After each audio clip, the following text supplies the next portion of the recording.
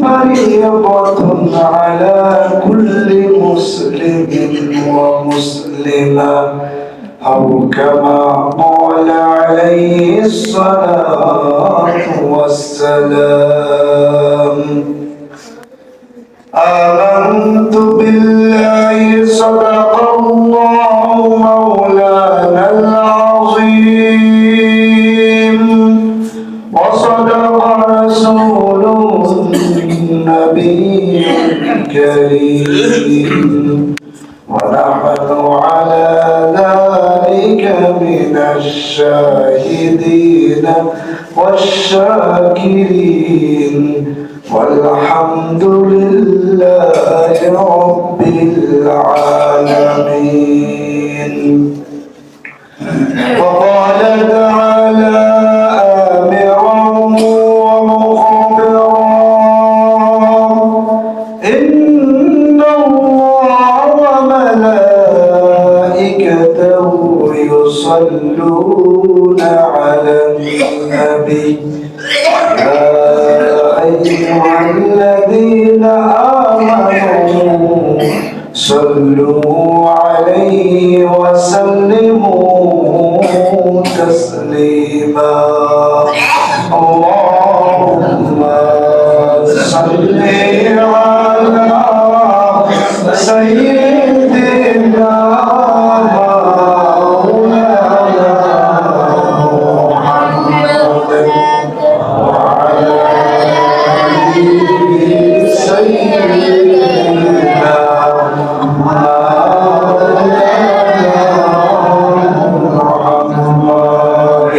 বিশ্ব নবীর আগমনে জগৎ উজালা মধুর নামটি জপন করো বসে বসে নিরালা। আল্লাহুম্মা সাল্লি আলা سيدنا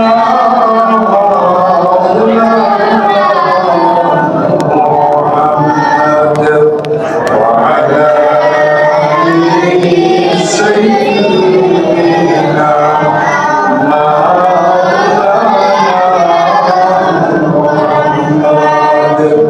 دنيا গরিবা আসল কাউকে ছাড়বে না কাপড় তোমার পড়তে হবে কবর হবে ঠিকানা। আল্লাহুম্মা সাল্লি আলা সাইয়্যিদিনা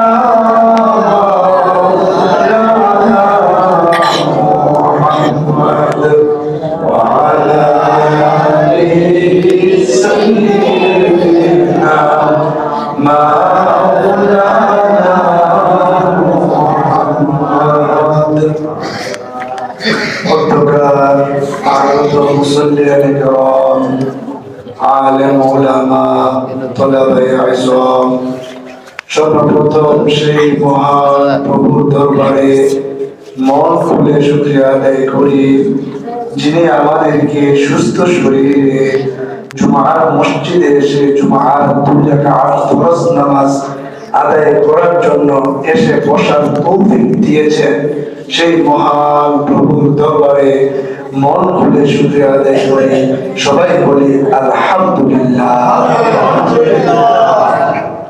আপনি আমি আল্লাহ তাআলার দেওয়া ভাগ্যবান হওয়ার কারণে মসজিদে এসে বসতে পারছি।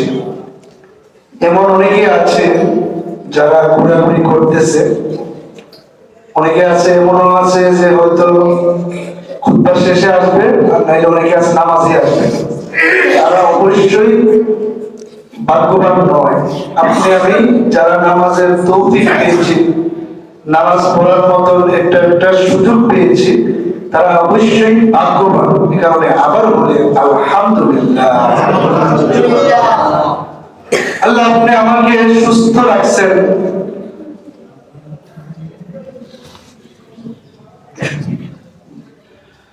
আল্লাহ আপনি আমাকে সুস্থ রাখছেন, এটাও আরেকটা নিয়ামত। পৃথিবীতে অনেকেই আছে এই মুহূর্তে হাসপাতালে কাতরাইতেছে, মুক্তির ব্যবস্থা নেই। আমি আপনি সুস্থ আছি, এই কারণে আবার বলি আলহামদুলিল্লাহ। আজকে যে বারটা, এটা হলো শুক্রবার, রজব মাসের 19তম তারিখ। তো সামনে আসতেছে শাবান, এরপরে রমাদান। আমরা এই দোয়াটা পড়ি, বলেন সবাই আল্লাহুম্মা বারিক লানা ফি রজব ওয়া শাবান ওয়া বাল্লিগনা রমাদান। আল্লাহুম্মা বারিক লানা ফি রজব ওয়া শাবান ওয়া বাল্লিগনা রমাদান। এটা অর্থ হলো, হে আল্লাহ আপনি আমাদেরকে রজব মাস এবং শাবান মাসে বরকত দেন, মানে আমাদেরকে নেক হায়াত বাড়ায় দেন। ওয়া বাল্লিগনা রমাদান, বিশেষ করে রমজান আমাদেরকে পৌঁছাইয়া দেন। বলেন না সুবহানাল্লাহ। এই দোয়াটা আমরা এখন থেকেই যতবার নামাজ পড়ি, যে সময় ইবাদত বন্দেগীতে লিপ্ত হয়ে আমরা এই দোয়াটা পড়ব। তো যাই হোক, রজব মাস চলতেছে, ইবাদতের মাস শুরু হয়ে গেছে, বিশেষ মৌসুম শুরু হয়ে যাচ্ছে, সামনে আসতেছে একদম স্পেশাল মৌসুম, সেটা হলো রমজান মাস। তো আমাদের কাছে যে বড় মেহমান আসতেছে, এই জন্য আমাদের কি করা দরকার? আমাদের আগের থেকে প্রস্তুতি নিয়ে রাখা দরকার। আমরা ইনশাআল্লাহ মানসিক ভাবে প্রস্তুতি নিয়ে রাখবো। এখন থেকে মাসে 15, 13, 14, 15 রোজা রাখবো, এবং প্রতি সপ্তাহে সোমবার, বৃহস্পতিবার রোজা রাখবো। এভাবে আমরা একটা রোজা রেখে রেখে একটা অভ্যস্ত হবো ইনশাআল্লাহ। আমি যে আয়াত পাঠ করেছি এবং হাদিস পাঠ করেছি, হাদিস এবং আয়াত মোতাবেক আজ আলোচনা করার ইচ্ছা রেখেছি ইলম অর্জনের গুরুত্ব এবং আলেমের মর্যাদা। ইলম অর্জন এবং আলেমের মর্যাদা। আল্লাহ বলেন يرفع الله الذين آمنوا منكم والذين أوتوا العلم درجات والله بما تعملون خبير। আল্লাহ বলেন يرفع الله الذين آمنوا منكم, আল্লাহ তাআলা উচ্চমণ্ডিত করে দিয়েছেন তোমাদের মধ্য থেকে যারা ঈমান এনেছে। والذين أوتوا العلم منكم درجات, আর যাদেরকে ইলম দেওয়া হয়েছে তাদেরকে আল্লাহ উচ্চমণ্ডিত করে দিয়েছেন। বলেন সুবহানাল্লাহ। মানে আল্লাহ বলতেছেন যে যারা ঈমান আনছে এরা তো আল্লাহ সম্মানিত করছেনই, পাশাপাশি ঈমানের সাথে যারা ইলম ওয়ালা হয়ে গেছে, যাদেরকে আল্লাহ ইলম দিয়েছেন, তারা আরো বেশি উচ্চ মর্যাদায় আসন গ্রহণ করেছে। বলেন না সুবহানাল্লাহ। তো আল্লাহ কি চান? আপনি আমি ইলম অর্জন করি। হাদিস শরীফে আছে, আল্লাহ নবী সাল্লাল্লাহু আলাইহি ওয়াসাল্লাম বলেন তালাবুল ইলমি ফারিদাতুন আলা কুল্লি মুসলিমিন ওয়া মুসলিমা। তালাবুল ইলম, ইলম তলব করা, ফারিদাতুন আলা কুল্লি মুসলিম, প্রত্যেক মুসলমানের উপরেই ফরজ, ও মুসলিমা এবং মেয়েদের উপর ফরজ। তো আমাদেরকে কি করতে হবে? ইলম অর্জন করতে হবে।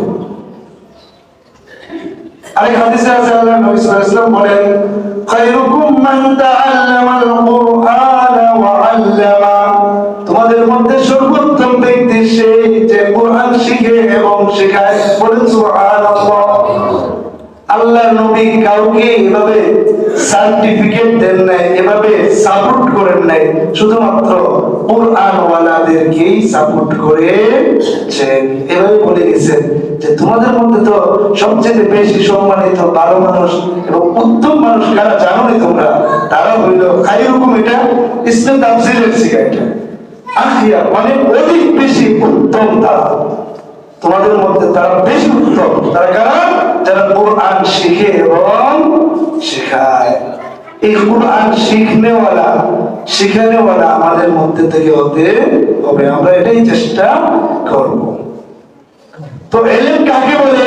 প্রাথমিক অবস্থায় যদি আমরা জানতে চাই এলেম কাকে বলে, একটা প্রশ্ন আসে। প্রশ্নের উত্তর হইল, ইলম শব্দের অর্থ হইল জানা, জানা বোঝা। এটা হইল ইলম শব্দের শাব্দিক অর্থ।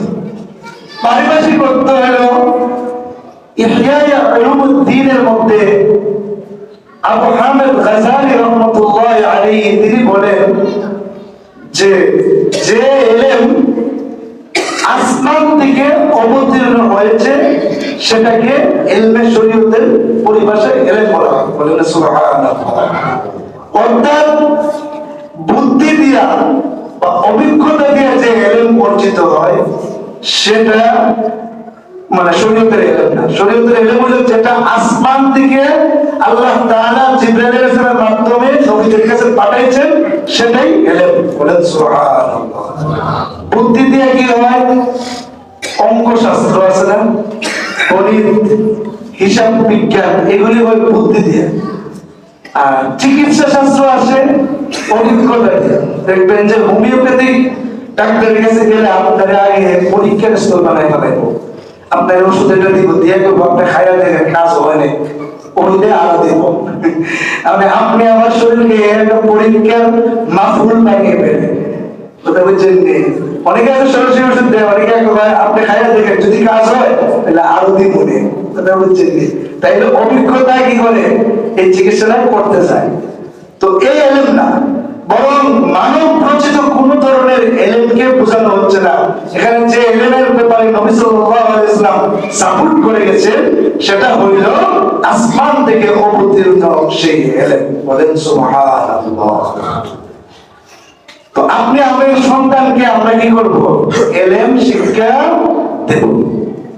যদি এলেম শিক্ষা না দেই তাহলে আপনি আমাকে কাল কিয়ামতের মাঠে পাকড়াও শিকার হতে হবে। হযরত উমর রাদিয়াল্লাহু তাআলা আনহুর কাছে এক ব্যক্তি গিয়ে কইল, আমার ছেলে আমার কথা শুনে না। তখন উমর রাদিয়াল্লাহু আনহু ছিলেন খুব শক্তিশালী এবং রাগী মানুষ, তিনি ছেলেকে ডাকায় আনলেন, না বললেন, এই ছেলে তুমি তোমার বাবার কথা কেন শুনো না?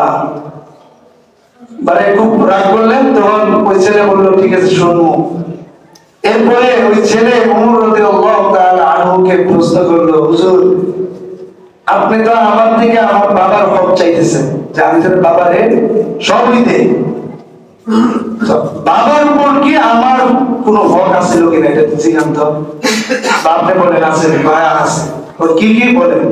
তখন ওমর রাদিয়াল্লাহু তাআলা আনহু তিনি বললেন যে ছেলের জন্য প্রথমে একটা ভালো মা নির্বাচন করে, 2 নাম্বার ছেলে মেয়ে হইলে তার একটা ভালো নাম রাখা, 3 নাম্বার তাকে কোরআন শিক্ষা দাও। বলেন না সুবহানাল্লাহ। এই 3টা কাজ হইছে বাবার উপরে। তো তখন ওই ছেলে ওমর রাদিয়াল্লাহু তাআলা আনহুকে বললেন, জিজ্ঞাসা আমার আব্বা এই কাজটি করছেন। তো কইতে কইতে আমার ছেলে বলতেছে, আমার আব্বা যে বিবাহ করেছে, আমার যে আম্মা উনি যে হাবশি গোলাম, মানে হাবশি গোলাম আলী বাদী, অর্থাৎ মা ও স্বাধীন না। 1 2 নাম্বার আমার নাম রাখছে জোয়াল, মানে এটা পুকার নাম। টেম্পু রেখে হয়েছে, আমাদের দেশে আমরা অনেকে টেম্পু বিভিন্ন রিক্সা ফ্যাকশন নাম রেখে না, তো এমন জোয়াল নাম রাখছে। 2 নাম্বার 3 নাম্বার আমাদের তো আমরা কোরআন শিক্ষা দেই নাই। তখন হযরত ওমর রাদিয়াল্লাহু তাআলা আনহু ওই ছেলের বাবাকে ডেকে বলল, তুমি তোমার আব্বাকে অভিযোগ দেওয়ার আগে আগে তুমি তোমার নিজেই তো অপরাধ করে রাখছো, তোমার ছেলের প্রতি তো তুমি নিজেই জুলুম করে রাখছো। ভালো মা দিলে না তাদের উপহার, তার নাম রাখলো একটা বুকার নাম, তার তো কোরআনও শিক্ষা দেও নাই। এরপরে আবার তুমি এর থেকে মসমসে সবকিছু 100 নাই পাইতে চাও, এটা সম্ভব না। তুমি কোরআন শিখাও নাই। কোরআন শিখাইলে না সে দিন দুনিয়া বুঝতোই। কোরআন শিখায় না, কিছুই শিখাইছে না, নামাজ কালাম কিছুই পড়াইছে না, মক্তবে পাঠাইছে না। ওই ছেলে থেকে আবার বাবার ইচ্ছা হলো 16 আনা পাইতো, এ কারণে 16 আনা দেয় না। তো যদি দেখবেন যে বেশি শিক্ষিত হয়, বাংলা বেশি শিক্ষিত হয়, কোরআন হাদিসের জ্ঞান না থাকে, তাহলে দেখবেন যে শিক্ষার যন্ত্রণায় বাবার আর ভালো লাগে না। ওই বাবাকে নিয়ে এই যে বৃদ্ধাশ্রমে নিয়ে দিয়ে এসে পড়ে, মাকেও ভালো লাগে না, মাকেও নিয়ে বৃদ্ধাশ্রমে নিয়ে দিয়ে এসে পড়ে। কারণ বাবা মা তাকে ছোটকালে কোরআন শিখায় নাই, কোরআনের ইলম তাকে শিক্ষা দান করে নাই, হুজুরদের ছোঁয়া সে পায় নাই। হুজুরদের ছোঁয়া যে ছেলেরা পাইব, অর্থাৎ হুজুরদের কাছে যাইব, মক্তব পড়বে, কোরআন পড়বে, এরপরে যদি অন্য কোনো কিছু পড়ে তারপরেও সে তার একটা ভালোবাসা কাজ করবে, তার ভিতরে সাধারণত মনুষ্যত্ব বোধটা কমপক্ষে থাকবে। আর না হইলে যদি কোরআন না শিখায়, কোনোভাবেই শিখায় নাই, কোরআন শিখায় নাই, এই হুজুরদের কাছে পাঠায় নাই, মক্তবে পাঠায় নাই, মাদ্রাসায় পাঠায় নাই, তাহলে ওই ছেলে সম্ভাবনা আছে বড় হওয়ার পরে মা বাবাকে বৃদ্ধাশ্রম নিয়ে থেকে আসার মতো। বলেন না নাউজুবিল্লাহ। জি জি, সবচেয়ে বেশি শিক্ষিত যারা বাংলা শিক্ষায় দেখবেন, এরা শিখতে শিখতে এত শিখে শিখে সর্বশেষ মনে করে যে আব্বা আম্মা তো আর ওকে আব্বা আম্মার রাখা যাবে না। অথচ আব্বা আম্মার কথা, আব্বা আম্মা যদি শরীয়ত বহির্ভূত ভাবে কোন কিছু না বলেন, বরং শরীয়তের গণ্ডির ভিতরে থেকে বলেন, বাবা মার সব কথাই মানা জরুরি, আবশ্যক। শরীয়তের বাইরে গেলে তখন তার মানা যাবে। কিন্তু আমরা কি করি, শরীয়ত টরীয়ত নাই, কিচ্ছুই নেই, বাবা মার কথা এমনি মানা। সে বাবা মারে বোঝা মনে করে শেষ বয়সে গিয়ে ওই যে কোরআন হাদিসের জ্ঞানটা তার ভিতরে দেওয়া হয় নাই। এই কারণে সর্বশেষ সে মনে করে যে বাবা মা কি, বাবা মার দরকার কি। অথচ বাবা মার ব্যাপারে কোরআন হাদিসে আছে, ওয়াকুর রাব্বিরহামহুমা কামা রাব্বায়ানি সগীরা। আল্লাহ তাআলা বলেন, তুমি তোমার বাবা মার নামে এই দোয়া করবা, রাব্বিরহামহুমা, হে আল্লাহ, ইরহামহুমা, তাদের উভয়কে আপনি দয়া করেন, কামা রাব্বায়ানি সগীরা, যেমন এভাবে ছোটবেলা তারা আমাদেরকে লালিত পালিত করেছে। অর্থাৎ আল্লাহ দোয়া শিখিয়ে দিয়েছেন, এটা তো সে জানে না। যারা বেশি শিক্ষিত হয়েছে, অস্ট্রেলিয়া পড়ছে, আমেরিকা পড়ালেখা করছে, পড়তে পড়তে এটা আর এটা মনে নাই, বাবা মার কথা মনে নাই। এই কারণে বাবা মাকে আর করে রাখে না। সবাই বলে নাউজুবিল্লাহ। তো আপনি আমি কি করবো, প্রাথমিক অবস্থায় কোরআন শিক্ষা দেব। কোরআন যদি শিক্ষা দেয় তাহলে ওই ছেলেমেয়েরা আপনি আমাকে মনে রাখবে। হুজুরদের কাছাকাছি থাকলে তার মনটা, দিলটা একটু হলেও নরম থাকবো।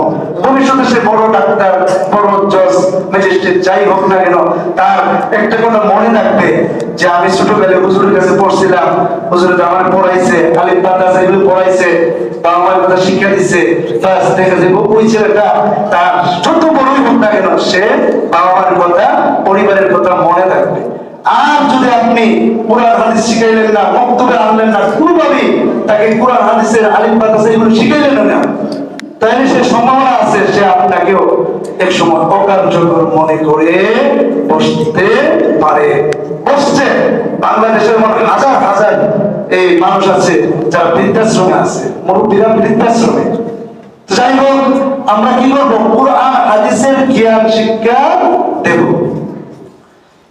এখন আসেন, আপনি আমি যদি কোরআন হাদিসের শিক্ষা না দেই, আমাদের ছেলেদের কি অবস্থা হবে, আমাদের ছেলে মেয়েদের কি অবস্থা হবে, একটা ঘটনা বললে বুঝতে পারবেন।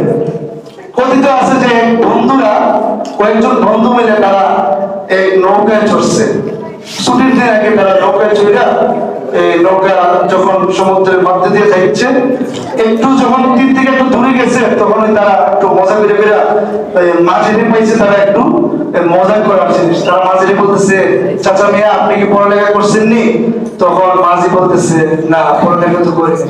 তখন আরেকটা করতে, মাঝি মেয়ে আপনি তো হয়তো বিজ্ঞান পড়ছেন, বিজ্ঞান নিয়ে জীবনে শুনছি না, জিওমেট্রি পড়ছেন, না এগুলো শুনছি না, তাহলে ভূগোল সম্পর্কে পড়ছেন, না এগুলো তো পড়ছি না। তখন ওই ছেলেরা, বিশ্ববিদ্যালয়ের সেই ছেলেরা বলতে লাগলো, মাঝি মশাই বয়স কত আপনার? মাঝি মশাই বলল, আমার বয়স তো বাবা 40 বছর। বা আপনার জীবনটা তো আদারাই মিশা, কারণ আপনি 40 বছরও ভূগোল, এরপরে বীজগণিত, জিওমেট্রি, বিজ্ঞান কিছুই তো পড়লেন না। বাস তখন মাঝি তো মানে একটু লজ্জায় কাছুমাছু হয়ে গেছে। কিন্তু দুর্ঘটনাক্রমে একটু পরেই যখন সমুদ্রের মধ্যে মধ্যে যাচ্ছিল নৌকাটা, তখন তারা তো একটু মজা করার জন্য মাঝিরে মজা করছে, মজা করে করে বলতেছে, মজা করতেছে, ছুটির দিন তো। একটু পরেই বাতাস আসতেছে, বাতাস, তুফান। কি আসতেছে ভাই? তুফান আসতেছে। যখন দেখে তুফান আসার ভাব, তখন ওই মাঝি মশাই একটা সুযোগ পাইল। দেখবেন যে ঢাকা বিশ্ববিদ্যালয়ের অনেক ছেলেরা তারা সাঁতার পারে না। আরে দেখুন, বড় বড় ছেলেরা সাঁতার পারে না, ওই মজা করবার লেগে ঠিকই কামটাই দিতে যায়, বিভিন্ন হ্রদের মানে ইয়েতে চলে যায়, গিয়ে সে পানিতে নাই মাজা। আসলে সে সাঁতার পারে না, অত বড় বেলায় সাঁতার পারে না। বাংলাদেশের মানুষের জন্য আমি মনে করি, আমার ব্যক্তিগত একটা মত, যে প্রত্যেকটা ছেলে মেয়ের জন্য সাঁতার শেখাটা এক প্রকার জীবন বাঁচানোর জন্য ফরজ। কারণ এই যে আপনি দেখতেছেন আশেপাশে সাঁতার না জানলে পড়লেই পড়তে মরণের কাছে সে আত্মসমর্পণ করতে হবে। আমাদের শুধু হাতে ঘাটে মানে শুধু খাল বিল কাটা। তো যাই হোক, ওই মাঝি মশাই তাদেরকে বললো, এ বাচ্চারা, ছেলেরা, তোমরা যে একটু আগে বলছিলে কি কি আমি তো পড়ছি কি না পড়ছি, ঠিক আছে, এখন তোমরা বলো তোমরা কি কি পড়ছো। তখন এরা তো আর এই তুফানটাকে তারা ভালো করে লক্ষ্য না করে তারা বলতে লাগলো যে আমরা এই পড়ছি, সেই পড়ছি, জিওমেট্রি পড়ছি, বিজ্ঞান পড়ছি, জীবনে অনেক কিছু পড়ছি।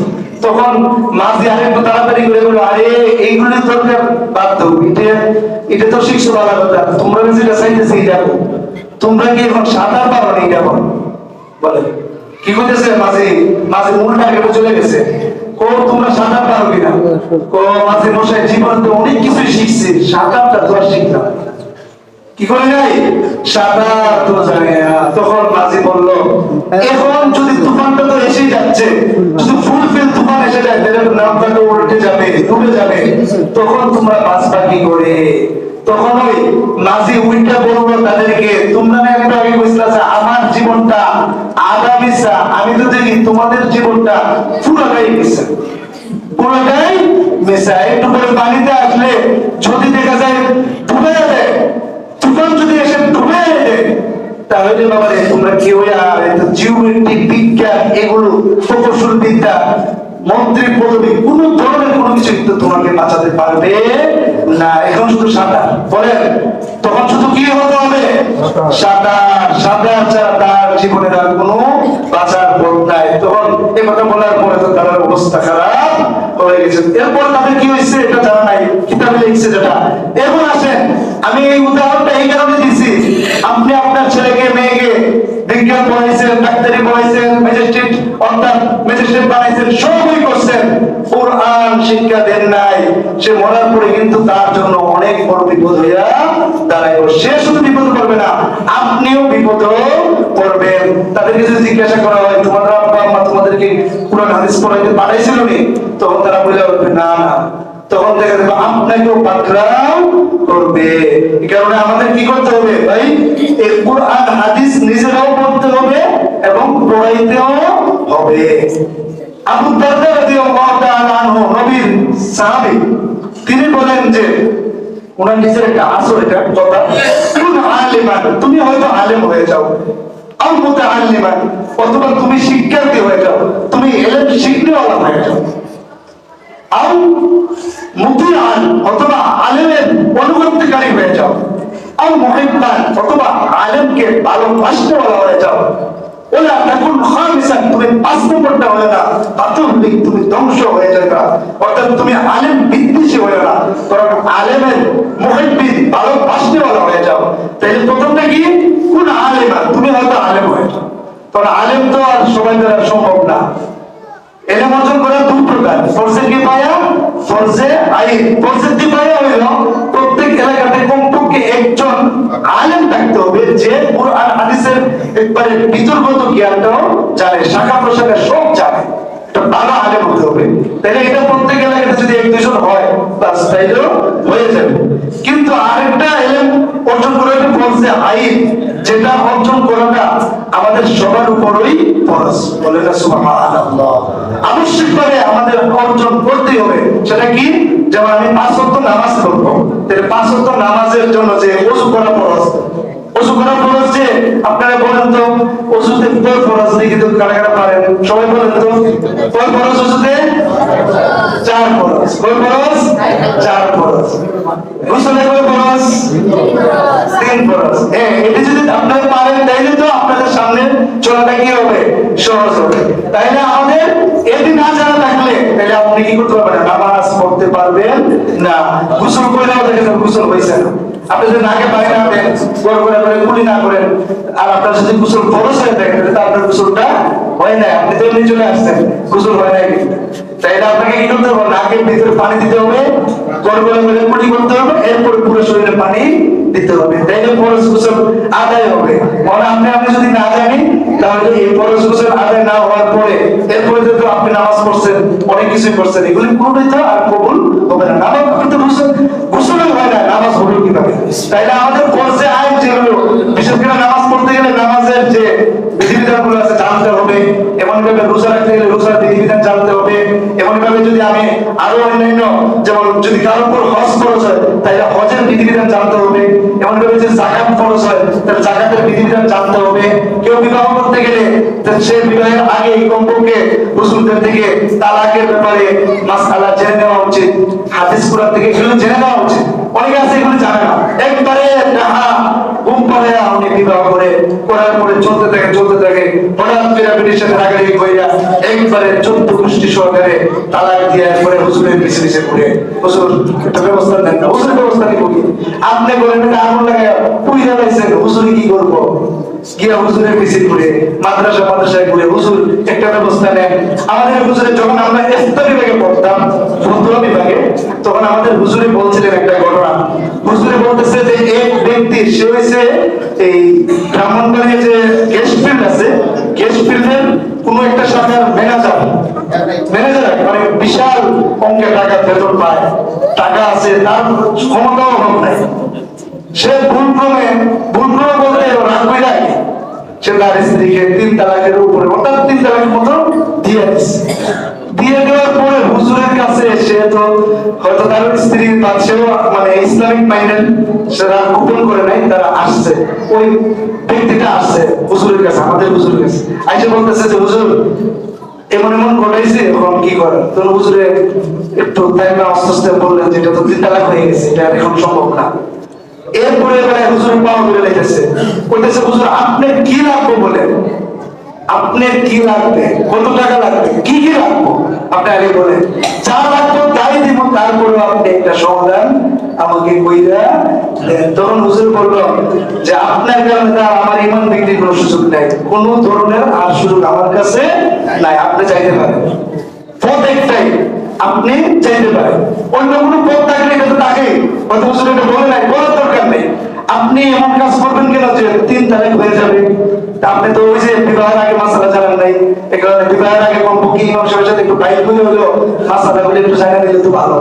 ইমাম সাহেব যদি না পারে, ওই অন্য যারা বড় আলেম আছে তাদের কাছে, সব এলাকাতে তো সবাই যোগ্য না হতে পারে। তো আপনি যে এলাকাতে যেখানে আলেম ভালো পাবেন, বড় আলেম পাইবেন, ওই আলেমের কাছে, আপনাদের এলাকাতে বড় বড় আলেম আছে, অভাব নেই, তো আপনারা গিয়া জানবেন, জানার পরে বিবাহ করেন, অথবা এখন বিবাহ করে নিয়েছেন কিন্তু দুর্ঘটনা এখনো ঘটান নাই, তাহলে আগে জানে নিবেন। এটা কি জানাটা ফরজে আইন মানে জানা উচিত। আমি তো আপনি আমার দ্বারা দুর্ঘটনা করবেন, করার পরে দুইটা পায়ের জুতা ছিঁড়ে দিলে তো কাম হবে না। হুজুররা তো যারা বিক্রি হয়ে যাবে হুজুরদের সাথে কোনো কথা নেই, তারা তো এটা তো বাজে হুজুর। যে হুজুরে বিক্রি হয়ে যাবে মাসআলা বলতে গিয়া, সে টাকার কাছে বিনিময়ে মাসআলা দিবে, তারা তো একবারে নিকৃষ্ট পর্যায়ে, তারা কোরআন বিক্রি করে দিল, হাদিস বিক্রি করে দিল, তারা তো সে ভালো মানুষ না। যদি আপনি প্রকৃত আলেমের কাছে যান, তারা কখনো মাসআলা ঘুরাইয়া বলবে না, যেটা ব্যাপার কইব সোজাটাই কইব। যদি আপনার বসে নেবেন, নাইলে আপনি বড় বড় মানুষের সাথে গিয়া সেখানে ফতোয়া নিয়ে আসবেন। এই কারণে আমরা ফতোয়া দরকার নাই, আপনি নিজের দিকে চাইনা থাকলে ভালো। এটা কি হবে, আপনি আমার জন্য ফরজে আইন এলেমটা থাকলে আমাদের সামনের চলাটা কি হবে, সহজ হবে। এখন আসেন যে হুজুর আপনি আমি বলতেছেন আপনি আমার ছেলেকে আলেম বানাইতাম, নিজে আলেম হয়ে যেতাম, আলেম হইলে আমি আপনি খাইবো কি? আলেমরা তো কোনো বাদ নেই। বাস্তবতা এটা। কোন আলেম এমন আছে বলতে পারবেন যে আলেমের কোনো বাদ নাই? আছে এমন? না না না, কোন আলেম এমন নাই যে তার করে বাদ নাই। যদি সে ভালো করে পড়ালেখা করে তার বাদের অভাব নাই। একটু ভালো করে একটা ভালো আলেম বানান আপনার ছেলেকে, আপনার ছেলের বাদের অভাব হবে না। এটা ভুল কথা যে অনেকে বলে না যে আলেম হইলে খাইতে পারতো না, আলেম হইলে খাইবো কি? আলেম হইলে যদি খাইবো কি এটা প্রশ্ন থাকে, তাহলে বাংলার জমিনে 24 লক্ষ থেকে 25 লক্ষ মাস্টার্স পাস বেকার আছে, যারা সরকারি চাকরি পায় নাই, চাকরি নাই, তাদের সরকারি চাকরি নাই, তো বেকার আছে এরা। তো এরা খাইবো। আপনারা, আমার কাছে প্রশ্ন আপনাদের কাছে, প্রায় 90% মানুষই তো সাধারণ শিক্ষিত, বাংলা শিক্ষিত, আলিমুল আমাদের 10%। তো 90% এর মধ্যে যদি 70-80% বেকার থাকে, যারা চাকরি পায় না সরকারি, তারা যদি খাইতে পারে, তাদেরকে যদি আল্লাহ খাওয়ায়, তাহলে আপনার ছেলে আলেম হয়েও তাকেও আল্লাহ খাওয়াইবে। সুবহানাল্লাহ। এটা একটা ঘটনা বললে বুঝতে পারবেন যে আপনার ছেলে খাইতে পারে, আপনার ছেলেকে কে খাওয়াবে? কে খাওয়াবে? আল্লাহ খাওয়াবে। একটা ঘটনা বলি। রশিদ আহমদ গাঙ্গুহি রহমতুল্লাহ আলাইহি, ওনার একটা খানকা ছিল ব্রিটিশ আমলে। ওই খানকাতে জিকির আজকারের মাহফিল হইতো, জিকির আজকার হইতো। বলা হইলো ব্রিটিশ সরকারকে যে এখানে জঙ্গি প্রশিক্ষণ দেওয়া হয়, এই যে ছাত্ররা একটা জঙ্গি। তখন ব্রিটিশ সরকারের পক্ষ থেকে হিন্দু একটা ইন্সপেক্টর বা একজন দায়িত্বশীলকে দায়িত্ব দিল যে তিনি যেন তদন্ত করে নিয়ে আসে। উনি হিন্দু ব্যক্তিটা, পুলিশ যে আসলো, আইসা এই এলাকাতে ডাকতে থাকলো। এক সপ্তাহ পর্যন্ত পর্যবেক্ষণ করলো, কইরা দেখলো যে এরকম কিছু নাই, শুধুমাত্র এখানে জিকির আছে, শুধুমাত্র লা ইলাহা ইল্লাল্লাহ, লা ইলাহা ইল্লাল্লাহ জিকির আছে।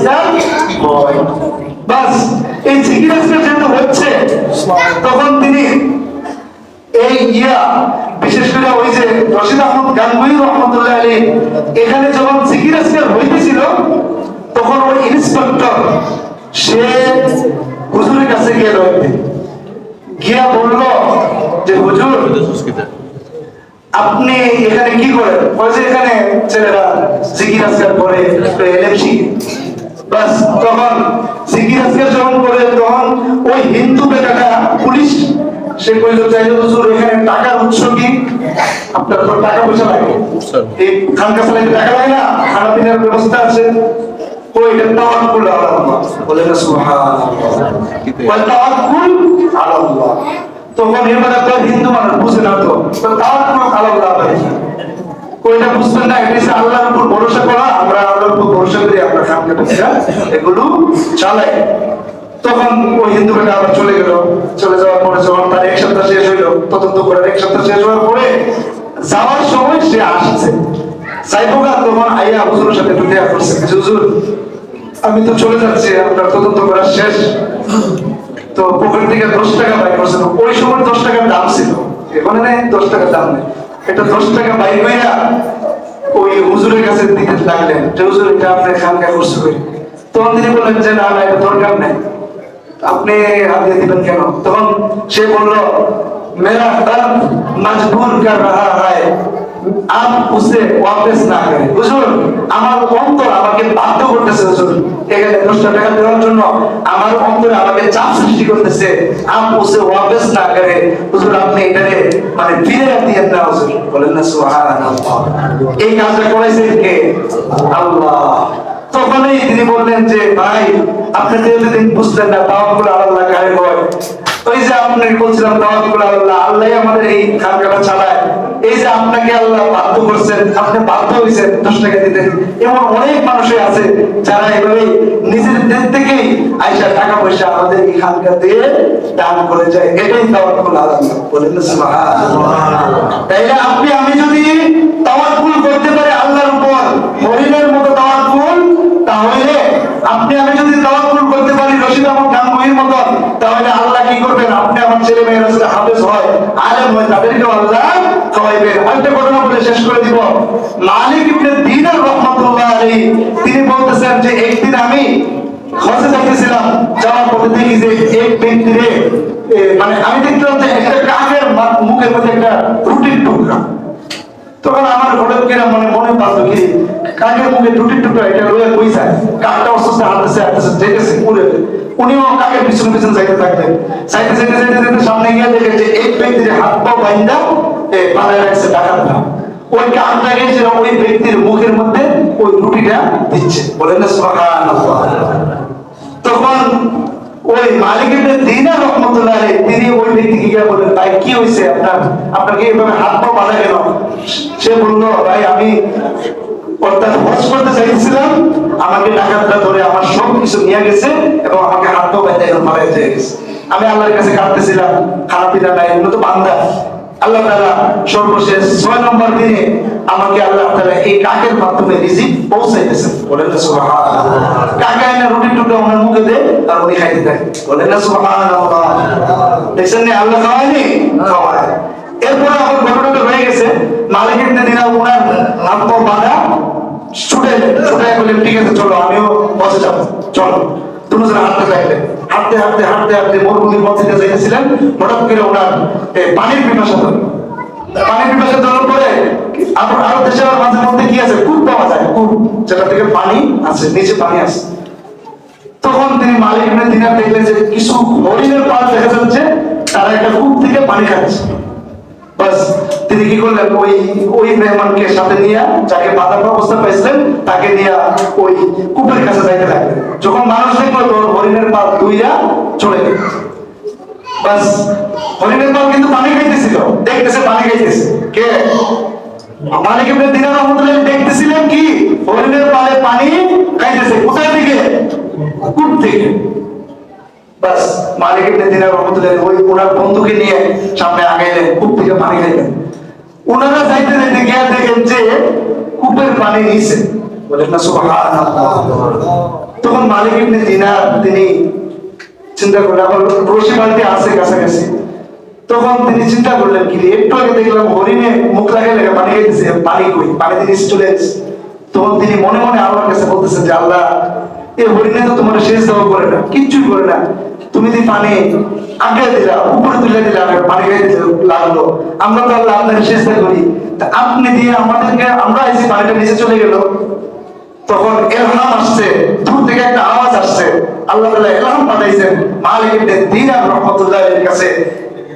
জোরে জোরে আওয়াজ দিয়ে বলা হলো, হে মালিক ইবনে দিনার, তুমি রশি বালতির উপর একটু হইলো, মানে রশি বালতির উপর একটু হইলো তাওয়াক্কুল, মানে অ্যাটাক কইরা টেক লাগায়া তুমি এখানে আসছো। তুমি মনে মনে ভাবতেছিলে কি রশি বালতি পাইবো কিনা, পাইলে তো পানিটা খাবো, এমন একটা তাওয়াক্কুল তুমি করছিলা যে রশি বালতির সহকারে তাওয়াক্কুল। আর হরিণ করেছিল রশি বালতি ছাড়া না। হরিণ যখন এখানে আসতেছিল তখন তার নিয়ত ছিল যে আমার আল্লাহ এই কূপ থেকে পানির ব্যবস্থা করে দিবেন, বলেন না সুবহানাল্লাহ। ওই যে তাওয়াক্কুলের মধ্যে বেশ কম পাওয়া গেছে, বলেন কিসের মধ্যে বেশ কম পাওয়া গেছে? তাওয়াক্কুল। আল্লাহর উপর যদি আমি তাওয়াক্কুল করতে পারি, তাওয়াক্কুলের মতো আল্লাহ আপনি আমাকে গায়েব থেকে রিজিকের ব্যবস্থা করে দিবেন, বলেন সুবহানাল্লাহ। হরিণে তো আর রশি দিয়ে পানি তোলার মতো ব্যবস্থাটা বুঝে এই নিউজে আসছে যে আমি কূপের কাছে যাইতেছি পানি খাবো, আল্লাহ ব্যবস্থা করবো। তার তাওয়াক্কুল ছিল দিনের, আল্লাহ দিনের ব্যবস্থা করে দিয়েছেন। আর যেহেতু মানুষ দেখেন না, কিছু হইলে তোমরা মসজিদে আইবো, মসজিদে আইয়া যাবে মশাবের কাছে, ও এবারে তো আমার চাচা তো খুব বললো, আমার তো তোমার বিপদ পড়ছে, কে বললো কার কাছে গিয়ে হাত পা ধরা শুরু করে, আমার দেন না কিছু। আমরা কি তখন মসজিদে আসি, বিপদে পড়লে কেউ আসে আমার বলে যাই গিয়া প্রচুর টুচু কইরা 2 রাকাত নামাজ একদম নির্জনে কইরা আল্লাহর কাছে কই, আল্লাহ বিপদে পড়ছি, বাঁচাও, টাকার ব্যবস্থা করে দেবো, করছিটা করি না, বরং দূর মেরা মানুষের দিকে আমাদের নজর চলে যায়। আমাদের তাওয়াক্কুলের মধ্যে কি আছে, কমতি আছে। এই কারণে মালিক ইবনে দিনার রাহমাতুল্লাহ আলাইহি উনি তো গেছেন ঠিক পানি খাইবেন, কিন্তু ওনার মনে মনে আছে যে রশি বালতি পাইলে তো খাইয়া লাবো, তুইলা ওই যে আল্লাহ কইছে রশি বালতি চিন্তা করছো, এই কারণে তুমি রশি দিয়েই তুলো, পরে তুইলা খাইছেন। কিন্তু এলহাম দ্বারা কি বুঝাইছে, দূর থেকে এলহাম দ্বারা এটাই বুঝাইছে যে হরিণ তো আসছে শুধুমাত্র পানি খাবে, আমার উপর ভরসা করে, বলেন না সুবহানাল্লাহ। হাদিস শরীফে আছে আন উমর ইবনে খাত্তাব রাদিয়াল্লাহু তাআলা আনহু, উমর ইবনে খাত্তাব রাদিয়াল্লাহু তাআলা আনহু থেকে বর্ণিত, রাসূল সাল্লাল্লাহু আলাইহি ওয়াসাল্লাম বলেন, লাউ আন্নাকুম তাতাওয়াক্কালুনা হাক্কা তাওয়াক্কুলিহি লারাযাকাকুম কামা ইয়ারযুকু আত-তায়রা তাগদু খিমাসান ওয়া তারুহু বিতানান। যদি তোমরা আল্লাহর উপর তাওয়াক্কুলের মতো তাওয়াক্কুল করতে পারো, করে পাখিকে খানা খাওয়ান, এভাবে তোমাদেরকেও খানা খাওয়াবেন। পাখি সকালবেলা সে খালি পেটে বের হয় আল্লাহর উপর তাওয়াক্কুল করে, বিকাল বেলা সে পেট পুড়ে খেয়ে এবং তার বাসাতে চলে যায়। বলেন না সুবহানাল্লাহ। পাখি কি কোনোদিন চিন্তা করছে যে আমি যে বাড়িতেছি আপনারা খাওয়া খাওয়ানি? কারণ সে তার একটা তাওয়াক্কুল আছে, সে ভরসা করছে কার উপর? বলেন আল্লাহর উপর। আপনার ছেলে, আমার ছেলে, আপনার ভাতিজা, আপনার ভাতিজা, আমার মেয়ে, আমার ছেলে যদি কোনো আলেম হয়, হাফেজ হয়, তার রিজিকের দায়িত্ব কে নেবেন? বলেন আল্লাহ। আল্লাহ আল্লাহ যখন রিজিক দিবেন কেউ আটকে রাখতে পারবে না। এমন বড় বড় আলেম আছে তাদের রিজিকের অভাব নেই। এমনকি আরেকটা ঘটনা বলে শেষ করে দেয়। কাসিম নানুদ্দিন রহমতুল্লাহের কাছে একজনের কাছে গিয়া একজনের বলতে হুজুর হাদিয়াটা নেন। তিনি বলতেছেন আমার হাদিয়া দরকার নেই। তিনি বলে না পেরে দিচ্ছেন। ওই পরবর্তীতে বেটা এমন কইরা টাকার বান্ডিলকে ওনার পায়ের যে জুতা আছে জুতার ভিতরে টাকার বান্ডিল দিয়ে চলে গেছে। বলেন না সুবহানাল্লাহ। পরবর্তীতে উনি জুতা কিনতে গিয়ে দেখেছে টাকার বান্ডিল ওনার জুতার ভিতরে। বলেন না সুবহানাল্লাহ। তো জন্য দুনিয়া যারা না চাইবো তাদেরকে আল্লাহ তাআলা এভাবে রিজিক দিবেন। আপনার ছেলে, আমার ছেলে যদি আলেম হয়, হাফেজ হয়, আলেমা হয়, হাফেজা হয়, তার রিজিকের অভাব কোনোদিন হবে না। আল্লাহ তাআলা আমাদের সবাইকে হাফেজের পিতা, আলেমের পিতা হিসেবে কবুল আর মঞ্জুর করেন। ওয়া আখিরু দাওয়ানা আলহামদুলিল্লাহ।